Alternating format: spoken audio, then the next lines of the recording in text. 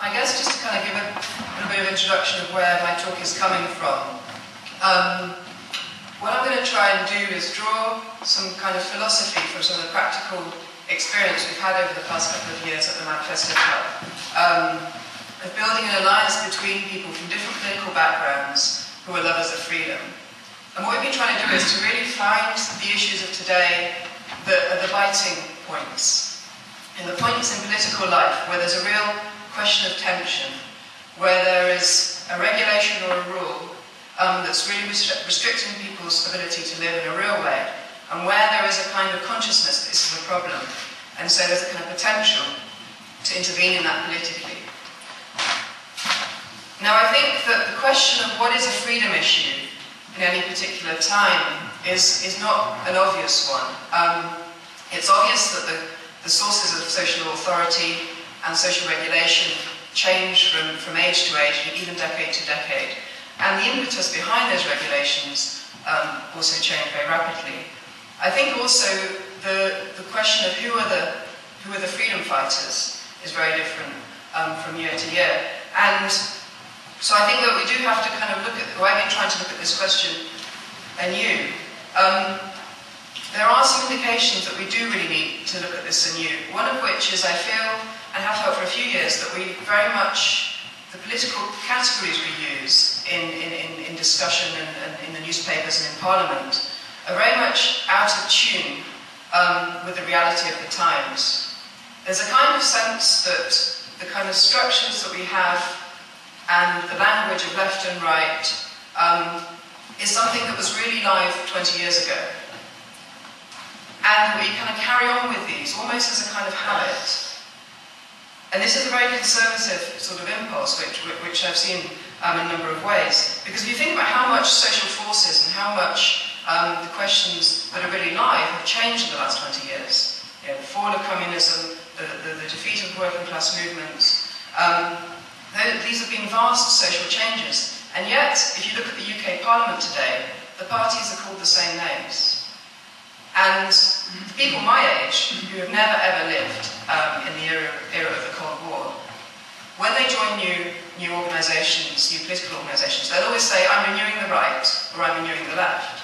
And some of them are renewing the right, some of them are renewing the left. And it's almost, you can't tell which camp they're going to end up in. It's almost a question of luck, whether they're renewing the right or renewing the left.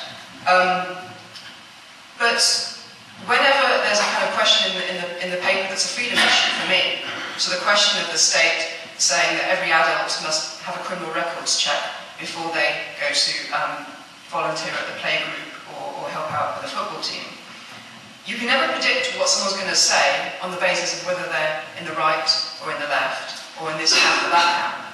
The lovers of freedom, I think, the people whose impulse and their sense is that I will always defend freedom, they're scattered across lots of different political categories today.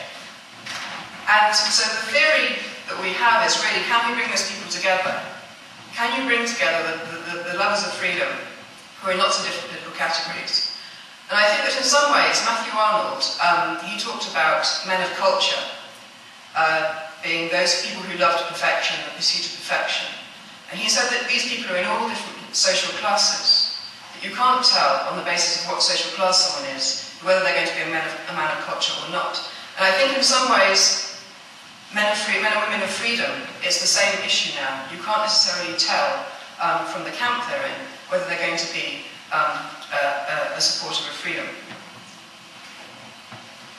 So just to look at the logic of state intervention and all these laws and procedures that are coming in, you know, what is the impulse behind them? Now, it's certainly the case that state intervention is still one of the main restrictions on people's freedom today. But I think it's quite different to previous forms. And an indication of this was I came here on the plane and there was a copy of the Times. And the front page story was that Tesco's were going to cut the price of food in response to the economic crisis. So you have a situation where essentially the government has said there's nothing we can do about it. This is just the economic winds that are blowing. The state does no longer claim that it can actually control the economic and social conditions of society. But then what you had on page 21 was what the state is doing today. And there's an announcement by the Home Secretary saying that she was going to issue contracts for parents who were parenting their children in an improper way. And she also said that the really big issue in the Home Office right now is the continuing practice of some pubs of offering promotions such as order 2 glasses of wine and get the rest of the bottle free. Now this is the big issue in the Home Office. The question that they really scratch their heads over, and they're thinking of legislating on this question. They're threatening at the moment that breweries should do the responsible thing, but if they don't, then the government will lay down a line. So I think the impulse behind state intervention is very different now. It's certainly the case that political authority can only really stand tall when it's restricting freedom. Very infrequently does a politician come into office and the first thing they do is to free something up. Say we're going to get rid of this law, or we're going to put on a day of free transport or whatever. They never say anything that's going to free people up. The one way they prove themselves is by banning something. So we just had a new mayor in London, and the first thing he did was ban the drinking of alcohol on the tube. Now, this is not a very pressing social question. Occasionally you see groups of teenagers drinking on a Saturday night. Occasionally, a kind of sad old, homeless person or whatever with a can of lager. It is not a major social question. No one has bothered in the slightest about it. But you can just see this guy came in and he thought, I have to do something. I have to make my mark. I have to lay down a line. And the one way you can do that now is to ban something. And it kind of doesn't matter what you ban. But it's just by the act of banning. The only way they can say, I exist as a politician, is to say, you can't do that. And they just kind of look around and almost pin the tail on the donkey in deciding what they're going to ban. I think that, and the other thing they do actually is they give freedom to flowers and trees and apes, as Spain did yesterday. So, Spain, the land of the bullfight, is now given rights to apes. It doesn't have any apes, incidentally. Apparently there's some in Gibraltar, but there is a border in. But nonetheless, this is a thing that the Spanish government gives to the Spanish people, and they're talking about extending the rights to other species as well, and this is just the start of it. So I think that in terms of the dynamic of political authority, it's always to restrict freedom. It's to find something to ban, or it's to give freedom to non-people. It's never to provide more freedom for people. That's never a court of political appeal. I think that really the dynamic behind state regulation now is an attack on civil society. The logic of policy is always to regulate the areas that in the past were completely your own business. What you ate, the way you brought up your children, what you said in arguments, the kind of arguments in school playgrounds. And you have policies over all the areas of social life that were previously areas of freedom where people were left to themselves and were self-regulating. The government has policies on a whole range of things. They have a policy to get people walking more around the Olympics. They have policies to get people to buy different kinds of cars. There are policies that make it a criminal offence to forward various kinds of material that related to Islamic terrorism. And a student in Nottingham was recently deported for emailing one of these items. And I think the dynamic behind this is a kind of hostility to the very notion of civil society. It's almost like if you ask a politician to imagine a state of freedom, if you ask them to imagine what would happen if people made their own choices, if there were no rules and regulations, what they would imagine would be something like bedlam. They would imagine teenage girls being drunk and vomiting and falling out of taxis. They would imagine people spouting racist abuse at each other. They would imagine terrorist attacks going off everywhere. They would imagine paedophiles running loose. This is what they would imagine if you asked them to imagine a state of freedom. And I think that this is a real turnaround in a view of ordinary people's instincts and the basic kind of goodness or badness of citizens. Because the early works on liberty, John Stuart Mill, very much the idea that freedom is civilizing, that freedom makes people adult, that freedom makes you exercise self-control, it makes you deal with each other in a civil, upright, straightforward way. And he even discussed freedom as being essential to the mental well-being of mankind.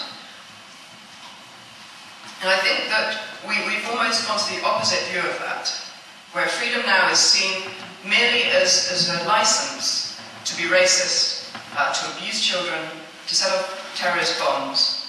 And the model of the average citizen that is used in policy making is often the paedophile, the terrorist, the serial killer. We have whole laws that were designed in response to one particular twisted individual. So we have a law that governs doctors and the way that doctors dispense materials based on a serial killer who murdered many his patients. The serial killer becomes the model for the doctor, and every doctor has to then go through these rituals to essentially prove that they're not the serial killer. We have the law on adults being vetted to work with children was built on one caretaker who killed 2 children at the school. It wasn't incidentally his school, it was his partner's school, but the lawmakers kind of fudged over that question. And now 11.3 million adults will have to go through a security check to prove that they are not this man. 11.3 million adults, and that's getting on for a third of the adult population. And so you have laws derived a particular response to one twisted individual. And there is a sense in which that person becomes the model of the citizen, and the person that we have to prove we're all not every day.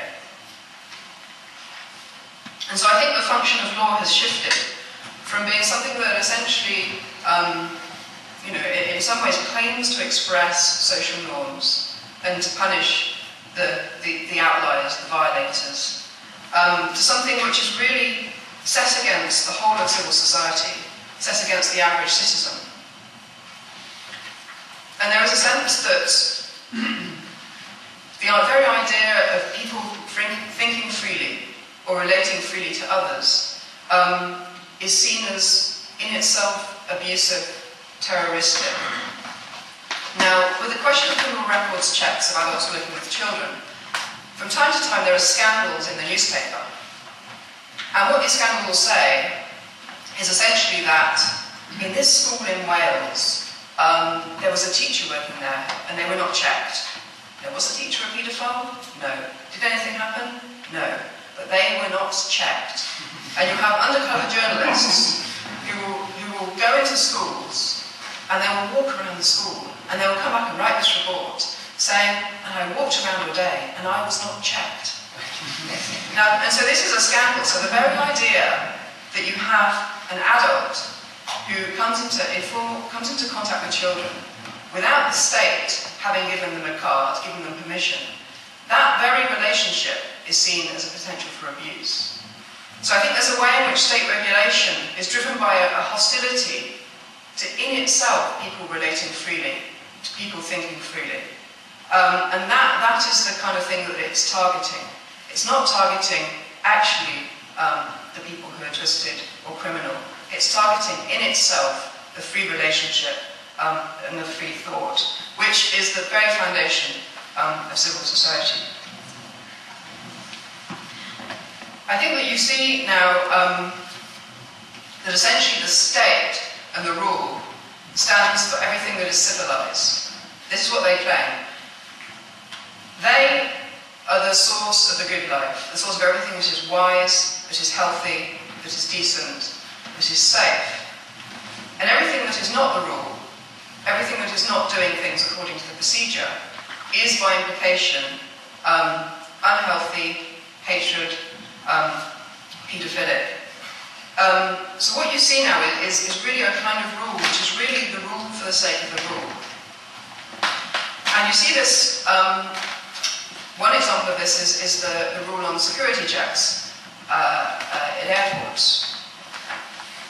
Now, there is certain rules here that have taken on almost fetishistic quality. So the 100 milliliter bottle. Now, what exactly is the logic that anything 101 milliliters is potentially a bomb, anything 99 milliliters is decreed safe? I came back from Spain recently and I divided my sweet wine, which is 500 milliliters, into 5 bottles of 100 milliliters.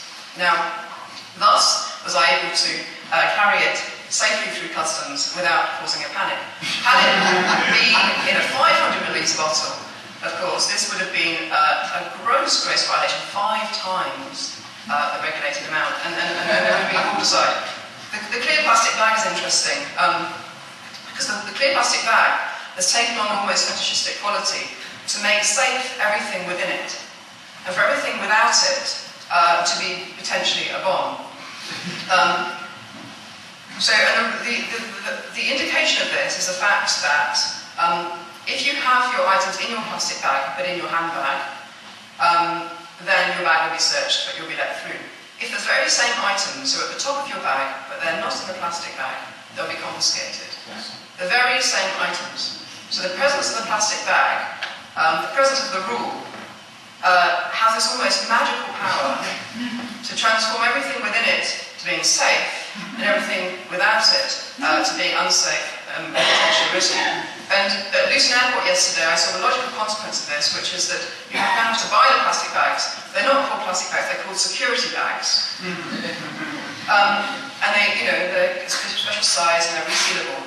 But it's just a plastic bag. But it somehow, it has taken on this quality that anything within it will make you safe.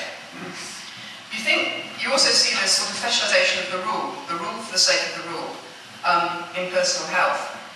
Now, the British government has issued recommendations that everyone should eat 5 pieces of fruit or vegetables a day. And when you buy some orange juice or whatever, it will say, this is how many of your 5 a day, this orange juice. So if you have 1 glass, that's 1 of your 5 a day, or if you have 6 strawberries, that's 1 of 5 a day. So there is a sort of 5 a day that everybody, in supermarkets and there is a kind of general consensus that 5 a day is good. They also say that you should do 30 minutes exercise, and that when you buy foods now, they often have traffic light coding, green, amber and red, and you should go for the green and amber ones and not the red ones. And that's basically to do with the level of sugar and fat. Now, really being healthy, we all know that being healthy is about eating good food and doing some exercise. Enjoying food and just being reasonably active. But what happens with these benchmarks is that almost anything outside of the law becomes defined as unhealthy and as if it would instantly make you obese. So in schools now, there is a kind of taboo about the chocolate bar or the packet of crisps, and the notion that the very eating of a chocolate bar will turn these children instantly into fat, overweight, feckless, youth. And many schools have banned chocolate bars on this basis. But what happens is that the rule itself, and these are very arbitrary. I mean, 5 a day it's nothing, isn't it? It's not science. Yeah? But they decide on a rule, and then everything outside, all social life that contravenes that is different from it, is in itself defined as unhealthy. And the same goes for civilized behaviour in public, which becomes a matter of obeying particular codes. So the ban on alcohol on the tube, so apparently you're being civilized if you don't drink alcohol on the tube. Now there's a hell of a lot of very uncivilized behaviour that goes on the London Tube, largely at rush hour, from people who are completely sober. But civilization is defined by the rule, the fact that you don't do this particular form of behaviour. So I think that that's the logic of state intervention now. It's a hostility to the very existence of freedom or the free relationship and a fetishization of the rule as an end in itself. However, there are a lot of problems that we face in building a kind of freedom movement that takes this on. I think one of the problems is that in civil society there isn't much of a taste for freedom. Something that people often say is if you have nothing to hide, you have nothing to fear. There's no intrinsic sense of autonomy, a sense of this is my space, this is my choice, and it is not the state's business to be in this. There's no intrinsic sense that other people's rights are important to defend. There's no real hunger to have a free society. And what you often find actually is that many of the worst codes and regulations are produced by people themselves, by civil society itself. So some of the worst regulations in schools were actually drawn up by teachers. So there are many schools that have regulations on how teachers should touch children. So that you can touch, some schools say you can touch only above the shoulder, others say you can touch on the arm, but only lightly, or only for a short period. So schools will have, will have drawn up a code for how teachers can touch children. And you say, well, why are you doing this? And they say, well, it's the law. And it's like, it's not the law. There is a way in which people draw up rules for themselves. People draw up codes for themselves. And there is an impetus within civil society that we need rules. And that's one of the main kind of barriers for people who love freedom today, is to really, because if people love freedom and it was only the state, then it would be easy. But one of the difficult things is the real lack of hunger for freedom in civil society. And what often happens is people are more scared of each other than they are of the state. There was a survey recently where people were asked questions about freedom of speech, and more people said that it is my right not to be offended than said it is my right to say whatever I like in public space. More people thought they wanted to be protected from the offence of other people's speech than thought that everybody should be able to speak as they chose. So more people were more likely to appeal to authority, whether it be the state or third-party intermediaries, than they were to appeal to their fellow citizens. And you see this in debates around free speech, where in debates around, for example, Israel-Palestine, where both sides in the argument would effectively demand that the other side be banned. And what they'll do is they'll set up websites collecting all the instances of offensive speech from the other side. But rather than have the argument, have the debate with each other, all their energy goes into essentially appealing to some kind of third party, be it the university authorities, or the government, or religious authorities, appealing for their opponents to be banned. And as a result, the argument doesn't happen. I think in terms of thinking about a reason for this, part of it is a condition of atomization we have now, and so people, don't feel much kind of solidarity and sympathy with their fellow citizens. I think there's also a way in which rules are easy, they're comforting, they kind of make your life easier. And we do live in a time of existential anxiety, where it's not really clear for many people how, what's right and wrong and how you should live. And I think that particularly people have taken on, for example, things like the 5 a day. A scary number of people know actually where they are on their 5 a day and know how many units of alcohol they drank that week. There is a way in which people kind of keep a tally of this, and I think that in some ways these act as rituals to give a kind of existential comfort, a sense of there being rules and right and wrong, where there is a certain anxiety in terms of how we should live. But having said that, I think there are a lot of positive signs. I think that there are not movements for freedom, but flashpoints for freedom. I think that you can see certain points, and there seem to be more and more of them, where people have rebelled against the law or a code. And there are signs that civil society is fighting back. And I think that over the next couple of years, next 2 years, 3 years, these are going to be very, very interesting points to watch and to try and intervene in, to try and turn these reactions to something more political and more thoughtful. So, for example, after the ban on drinking alcohol on the London Tube, the night before the ban came in, several thousand people took to the Tube and had basically massive drinking parties. Some of them were wearing blonde wigs, which is the colour of the hair of a mayor, in sort of mockery. But everybody had a jolly good time, and there was the actual setting up of the rally was quite depoliticised. But once everyone was there was a kind of anger and a kind of anti-authoritarianism, and also a kind of genuine civic spirit.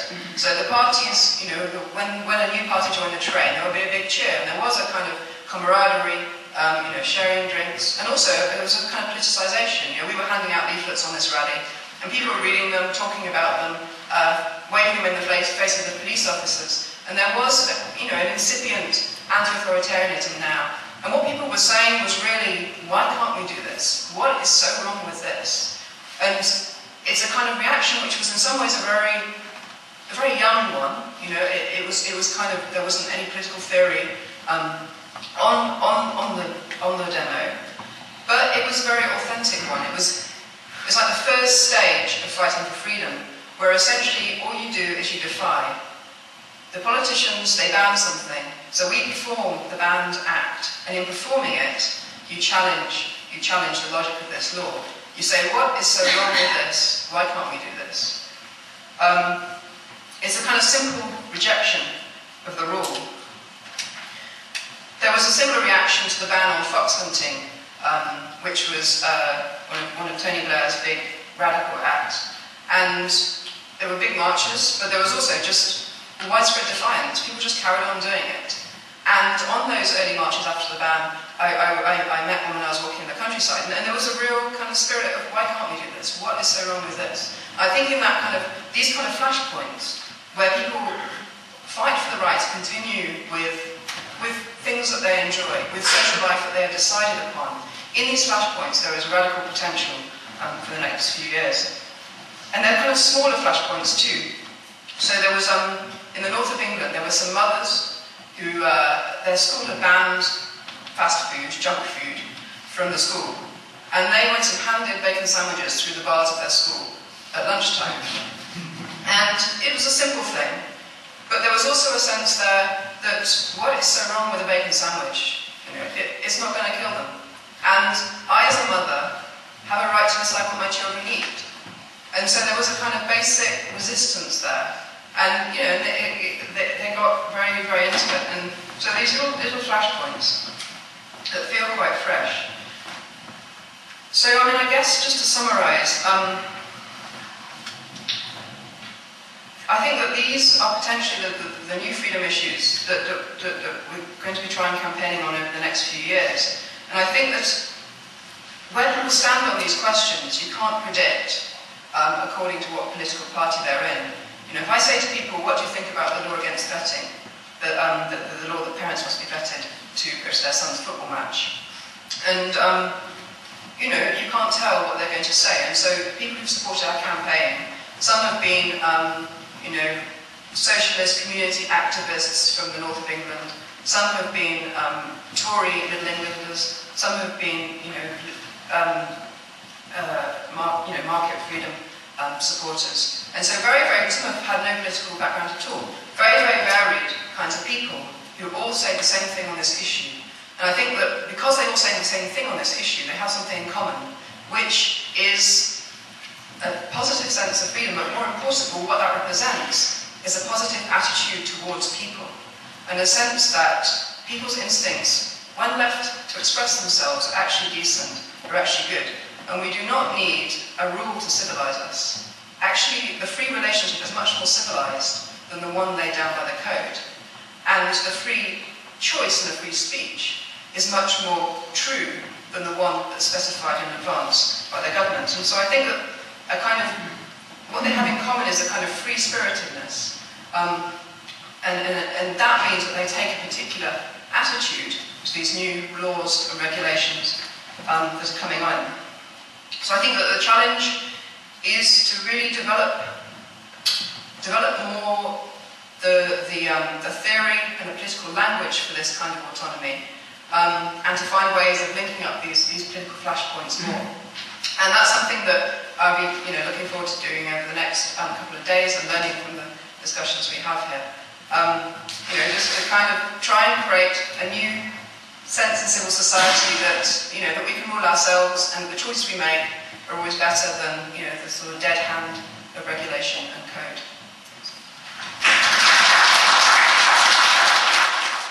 I think that's definitely a possibility. I guess there would be a question I'd raise, which would be, we've had the National Health Service since 1946, and these regulations have only come about in the last 10 years. And I guess that I'd also raise a question about, because people do say what you say, which is that the state supports health, therefore if you smoke, then it's the state's business. And we have a right to tell you not to smoke. We also have a right to deny you an operation in some cases because you smoke. This would be an argument that was very foreign to the founders of the National Health Service, which was kind of more friendly. It was a kind of idea that it was a sort of from cradle to grave, and so it was the kind of question that the state would support you no matter what happened. So I think, whatever you think of that, there was a new kind of vindictive tone in terms of the way that the state justifies its services, which was not necessarily intrinsic in those services itself. And there are many problems with the National Health Service.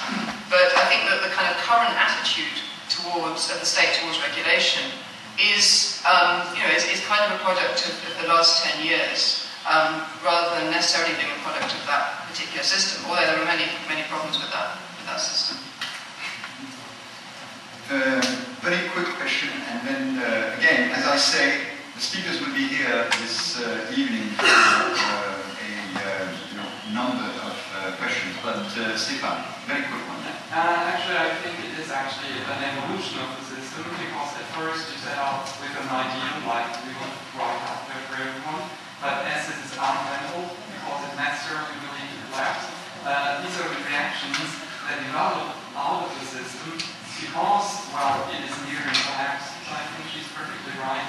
It is sort of an attempt to prolong the lifetime of a system that's not viable in itself. No, but yeah, that may be the case. But I guess that you can see these trends in places that don't have a National Health Service as well. You can see them in America. And so I think that obviously the British context is unique, and there are certain problems in the system that will set up. And there is a way in which new laws develop out of that. But you can see these trends across countries with very different social systems, and they all appeared at a particular time, which does suggest that there is something to do with the times as well. Okay, well, thank you very much, and